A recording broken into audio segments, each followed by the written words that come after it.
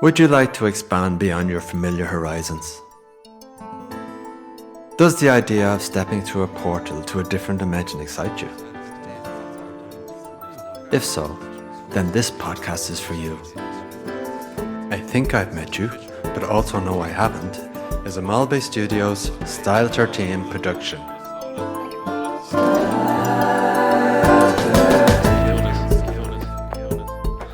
Episode 2. Are you alright there, Julie? Reality is a hard thing to figure out and define. Sure, it can be broken down into its component parts, and we can discuss and intellectualize about it. But what is real and what isn't is actually very hard to verify, with the search for a definitive description challenging even our greatest minds.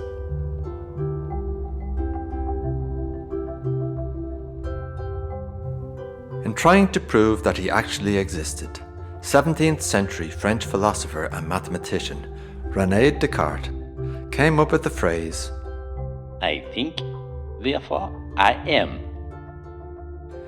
He expanded on this statement by saying that he could not doubt that he himself actually existed, because in order to do that, he would have to be the one doing the doubting in the first place. Once he was happy that he had more or less proved that he existed, he went on to try and do the same for the world around him. He came up with the argument that the everyday sensory perceptions that he experienced were involuntary and not willed by him. Because these perceptions came from a place outside of his mind, it thus proved the existence of a world external to himself.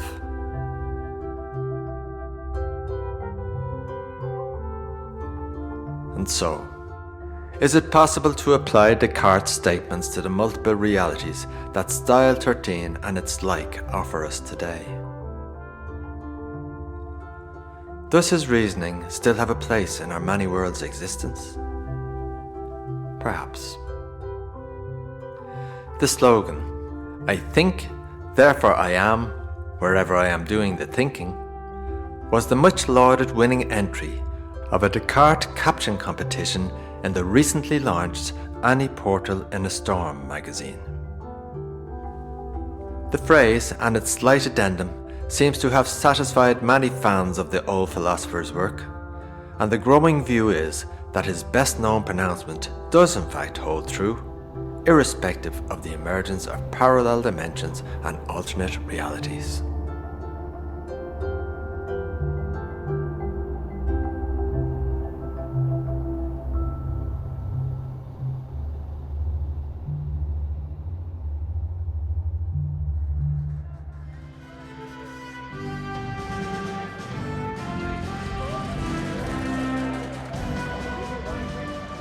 The first media-recorded instance of a gateway coming to public knowledge took place at the Canal End entrance to Dublin's Croke Park.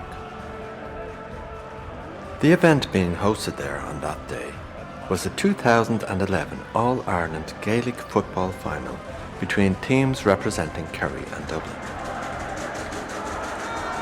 A television crew, who had been tasked with trying to capture the atmosphere of the occasion, were conducting live interviews with supporters from both sides as they entered the stadium. Conditions weren't ideal for filming, as they had not only to contend with excited punters chanting and shouting their allegiance to their team, but also programme sellers and match stewards, who were using megaphones to loudly direct the crowds to enter the stadium via styles 1 to 12. Please all ticket holders to styles 1 to 12. One of the television camera crew noticed that there was another style, situated slightly away from the others, that appeared to be open, but wasn't being used. He brought this anomaly to the attention of the interviewer, a young reporter called Julie McKenna, who was in her first year with the station and was keen to make an impression. Julie decided that the tranquil style would offer a quirky take on crowd behaviour and she moved her crew so that she could conduct her next live piece from there.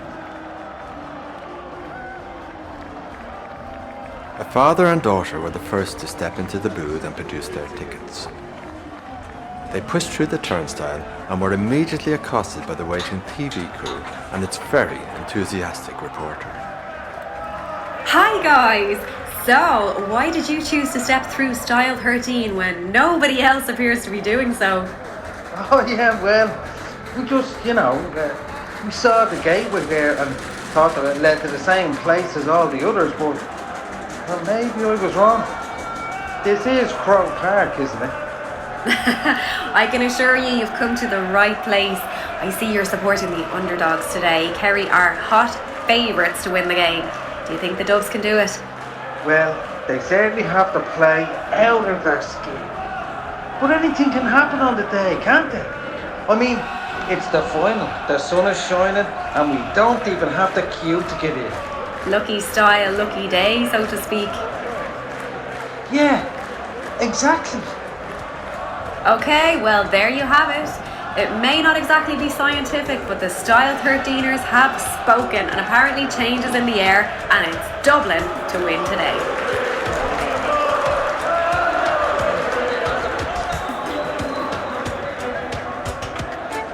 We are fairly heavily numbers here.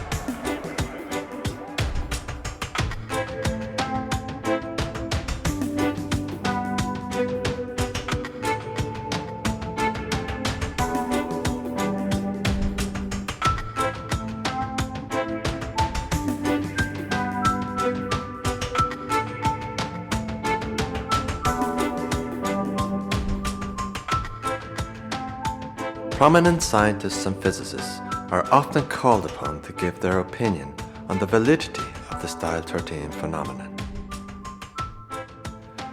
Traditional science has been slow in giving its endorsement to the gateway's existence, as it has always needed to establish proof before it would fully commit to backing any hypothesis.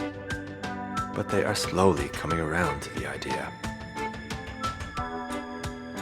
This could be down to the growing number of scientists who claim to have had their own passing through experience, and because of their new outlook, no longer feel a need to actually prove that they have passed through anything. On a recent primetime news programme, a prominent physicist was asked why he now supported the Style 13ers. His response was to hold out his hands with his palms upwards and say, Science minds. I mean, what the hell? This sort of response has gone down very well with those involved in the quantum arena, with many of them nodding sagely at their newly liberated brethren's pronouncements.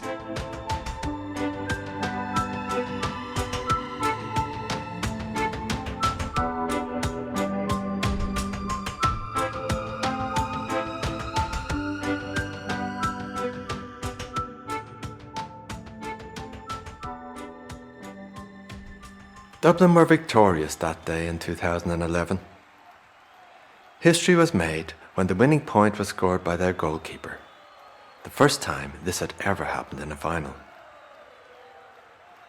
During the post-match discussions in the studios of the national broadcaster, a panel of experts brought attention to some of the multitude of little things that went right for the boys in blue, culminating in their narrow win. It was on this programme that the Style 13 catchphrase first came into being. Look, it was extraordinary. They went for every ball as if their lives depended on it. They were like a different team today. Men possessed. Not like anything we've seen from them before. And they got the bounce of the ball. They got the bit of luck they needed today. I think this could be the start of something special for this bunch of lads. Yes, I agree. What was it Julie said in the outside broadcast earlier? Changes in the air. Yes, well actually, we can go across to Julie right now to get some post-match reaction.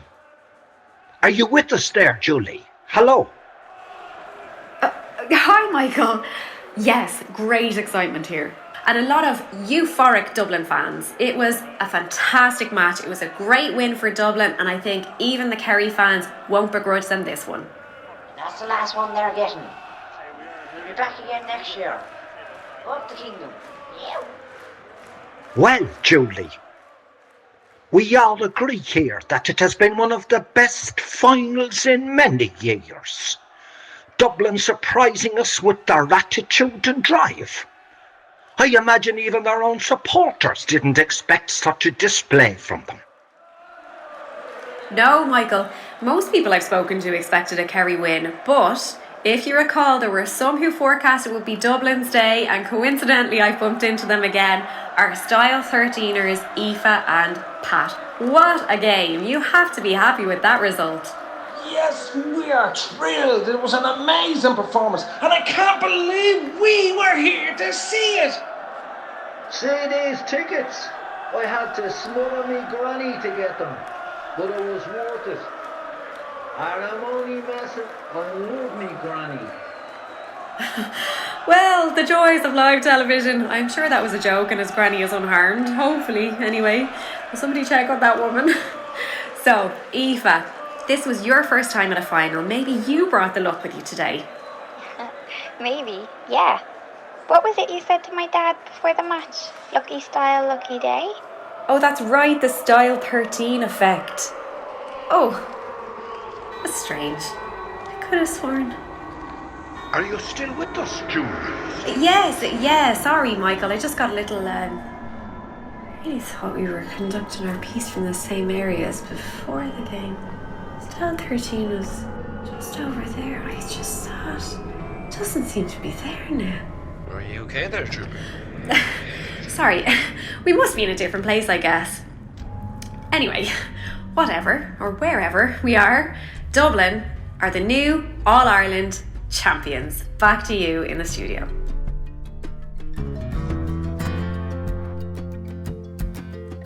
Style 13 itself never reappeared, at least not in that section of Croke Park. The before and after footage of the 2011 game quickly went viral on social media, sparking huge interest and inspiring a raft of graffiti artist works with many different versions of the tag Style 13 was here, appearing in the most random of places.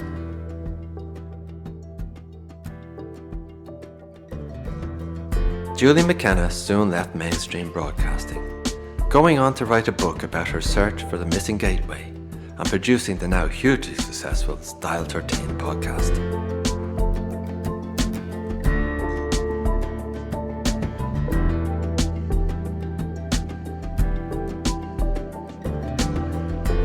It is a now widely accepted belief that portals to other dimensions were in existence prior to the Croke Park expose of 2011. Contributors in a recent episode of the popular program The Quantumplators cited as an example the work of physicist Hugh Everett, who in the late 1950s introduced us to the many worlds theory.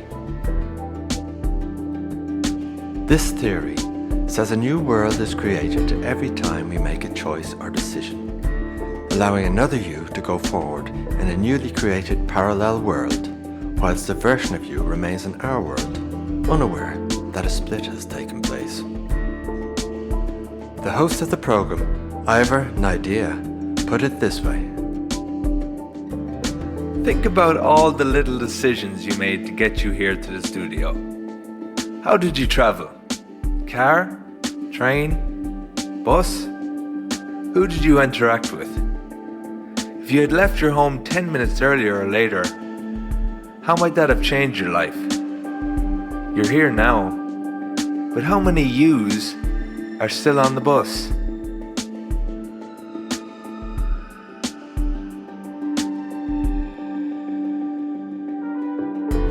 Another participant, who was representing a fast-growing demographic called bilateral philosophers, who were sometimes pro and sometimes anti-Style 13, put a damper on things by introducing the paradox that if unlimited possible universes and realities do in fact exist, and each of those in turn also have unlimited possible universes and realities, then a realm must exist where parallel dimensions do not exist.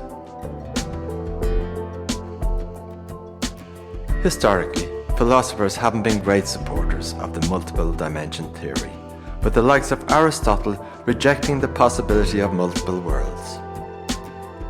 Of course, he also said that space itself was not unlimited, and that all the heavenly bodies revolved around the earth, a misnomer that tends to undermine his dimension-denying pronouncements.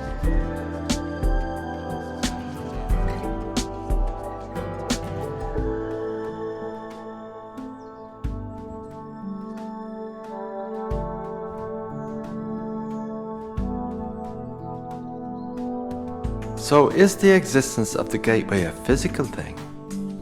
Or is it simply down to belief or faith? Modern philosophers have been fairly evenly divided on the matter, although a middle ground has emerged of late, where many of them find they can agree. The basis of this commonality is centered on the theory that we as humans create our own reality, and it is within our power to radically change our perception of our worlds. One can step, metaphorically speaking, in a single instant into a new life where things that are causing dissatisfaction and disharmony can be discarded and a new beginning made. This logic concludes that simple belief in Style 13 can bypass the whole self-development process, gain without pain, so to speak. Unsurprisingly, this theory has not gone down too well with counsellors and psychotherapists, especially the unionized ones, who see the philosopher's pronouncements as crossing the demarcation line and stepping into their realm of expertise. Their anger towards philosophers has sparked an unusual amount of physical altercations between both groups, with attempts to get them to sit down together to talk and reason out their differences, proving largely unsuccessful. You will not speak to the chair like that. You won't speak to the chair. Suspend for 5 minutes. So how does one verify the difference in one's life if one has already had a passing through experience? How do you quantify something as ethereal and as unique as the experience and legacy that one is left with post-Style 13? Well, maybe we don't have to. As the words of the song Style 13 says, Style 13 entices the bold, the kindred who want to be part of its fold. Run with the crowd or follow the few. The choices are yours now. What will you do?